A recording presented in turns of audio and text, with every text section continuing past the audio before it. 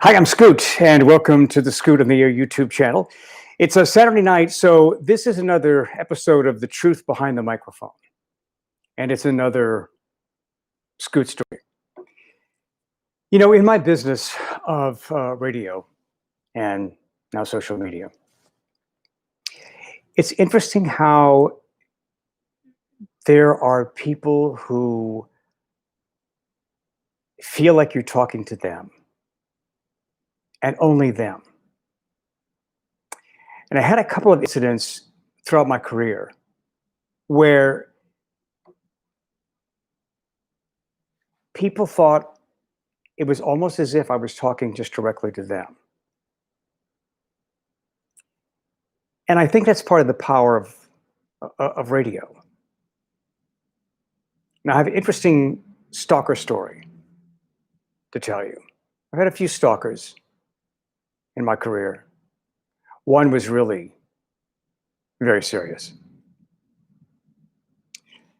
But think about the intimate nature of radio. Many people who listen to radio are listening alone. There might be a lot of people out there listening, but quite often you're alone when you're listening to the radio. It's just you and me. And I try to, when I do my shows, I try to use the pronoun you. And I try to avoid things like, let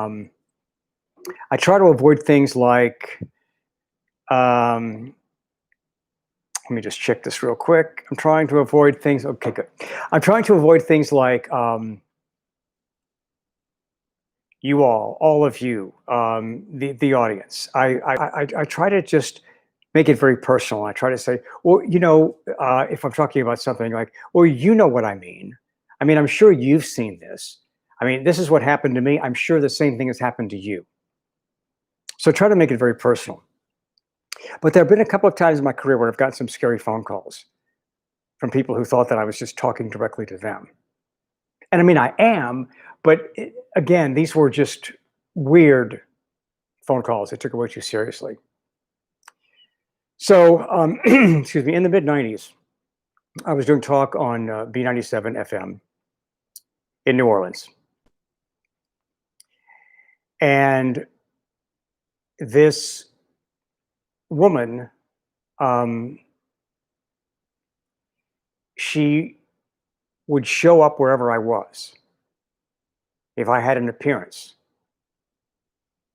and it was announced over the air, she showed up. And as time went on, she showed up more places. As time went on, she would try to hug me and kiss me in these situations. And she was getting way too close. She became a true stalker. There were times that she would come down to the radio station about the time I was getting off the air and wait for me. I alerted management to this, and they would let me know that she was in the lobby or just outside of the station, and they would sneak me out the back door. One time, she was at the station, and I went out the back door. My parking garage was 3 blocks away. And I guess she realized that I was going out the back of the station. Anyway, she followed me to the parking garage. I didn't realize that she had followed me to the parking garage. So I got in my vehicle and I pull out and I stop at a red light, and she's there calling my name. She literally started running down the street when I accelerated, when the light changed. She literally ran down the street as long as she could, chasing my vehicle. This started to get a little scary, a little creepy to me. I was at a a private event downtown, but it was mentioned on the air that I was going to be at this private event. It was at Planet Hollywood. And Planet Hollywood was in downtown New Orleans at the in the Jacksboro area. It was fun. I don't know why I didn't make it, but Planet Hollywood was fun. I was at a private event at Planet Hollywood, and one of the security people said, "There's a woman outside, and she's trying to get in. She wants to see you, and she's trying to get in."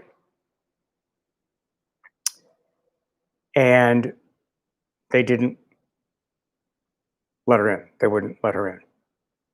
And I said, "That's fine. That's fine."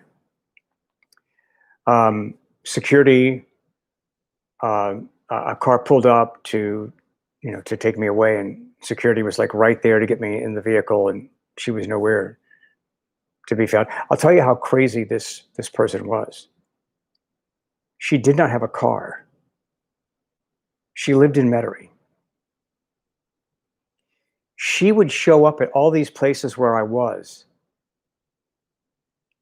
taking the bus. That was really creepy.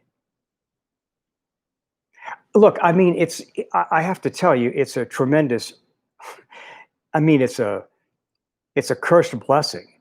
It's a tremendous honor when somebody thinks so much of you that they would do that. But it's really scary. She told me things like, I want to raise your son. I had to alert the school and let the school know that nobody was to pick him up, let the school know what was going on, because I was afraid. So she continued to show this really frightening, creepy behavior. And in a way, I felt badly for her because I knew something wasn't right. And she would continue to show up places. It was kind of embarrassing. I mean, she would like physically try to hug me and kiss me. And I mean, I'm like, I'm I'm fending this off, but it's still a physical altercation. I mean, there's no fist flying or anything, but I mean, I'm backing her off, and it was kind of embarrassing. There were a few times when I would have to have security if I was going to an event. This ramped up, and she became even more persistent.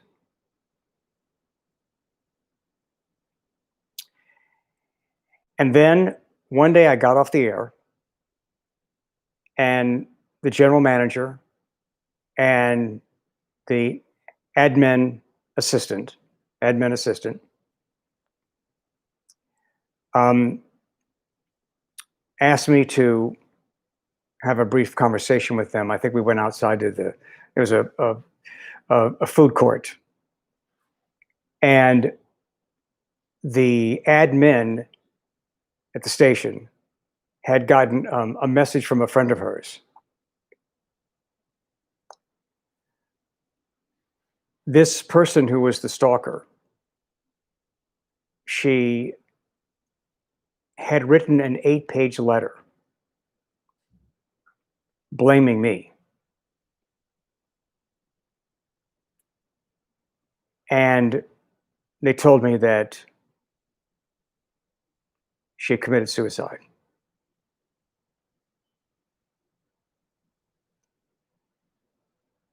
She bought a gun. When the police, she actually left a message in the mailbox for the mailman to discover, saying what she had done. So, the postman obviously called the police. And the police told me that when they found her body, she'd shot herself in the head. Um, Articles, pictures about me were plastered all over her walls in her bedroom. And she wrote this 8-page letter blaming me, blaming my rejection. for her suicide. And that was hard. I mean, I felt so badly that this woman had thought so much of me that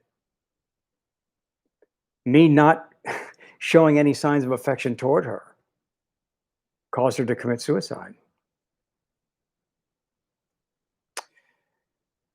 So the Jefferson Parish Police happened in Jefferson Parish. They had to do their job, and they asked me if I would come by and have a conversation with them. So I did. I was really scared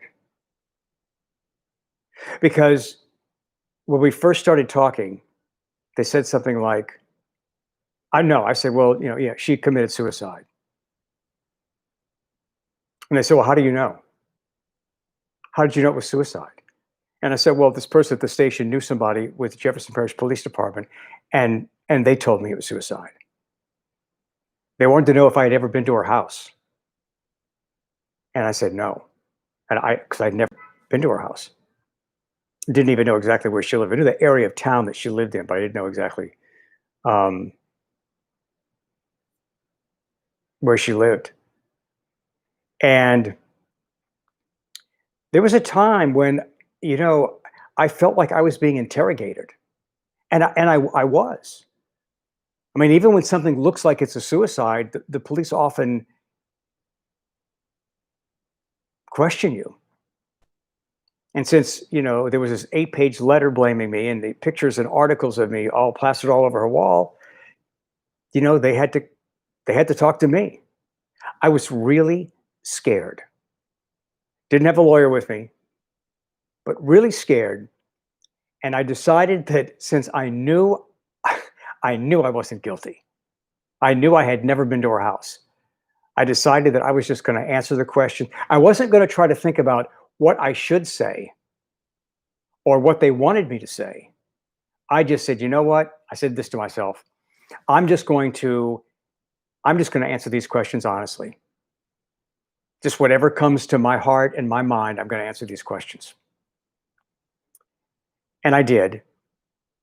And toward the end of the questioning, the police officer said that she did have family in Mississippi that indicated that she wasn't really totally mentally balanced.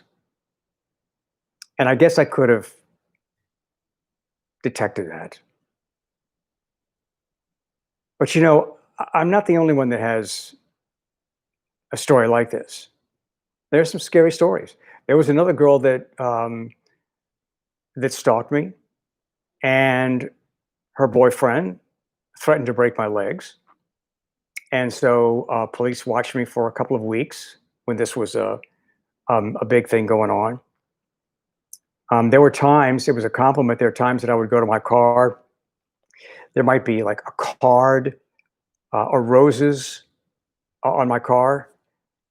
And as complimentary as that seems like it might be, it's kind of scary. But nothing was as frightening as this woman who committed suicide because I would not be with her. And at first I was just mad at her for implicating me in this. And then as time went on, I just looked back on it and really had empathy for her and felt badly for her. And as much of a compliment as a stalker is, that was really a scary thing. So I'm sorry that happened, but I'm assuming that she's in a better place now. And I just want to share that story. That's been mostly a dark secret in my career. And so this is another episode of The Truth Behind the Microphone. I'm Scoot. Join me on Facebook. Join me on Instagram, Scoot on the Air, like here on YouTube, Scoot on the Air. I'm still waiting for a couple more pieces to come in because we're going to have, at some point, we'll have a little set here for all of this. I hope you become a subscriber. It's free. I hope you tell your friends if there's anything about this that you enjoy, please become a subscriber. It's free. And I finally got over the 400 mark. So, you know, we're look, not many people compared to YouTube, but we're just starting out. So I post on Monday, Wednesday, and Saturday. And Wednesday and Saturday are episodes of The Truth Behind the Microphone. Monday is Manic Monday. It's just kind of a review of what happens over the weekend and what's going on at the beginning of a new week. So that will be Monday night about this time. And so I do hope you will join me. And then, you know, when this pandemic, you know, eases and I can have guests, you know, yeah, I'll start having guests. So this is going to be a lot more elaborate than it is right now. Also, join me on my radio show, WWL 870 AM, 105.3 FM in New Orleans and throughout the Louisiana, Mississippi, Alabama, Gulf South. Also, you can, wherever you are, you can join me on, am I lip bleeding? Yeah, I think my lip's bleeding. I don't know, I got a chapped lip here. Anyway, so you could tell this is live, right? So join me by downloading the app radio.com and type in WWL. And let me just remind you once again with our fancy graphics here, this is the Scoot on the Air YouTube channel. I'm Scoot. Have a great evening. Love you guys.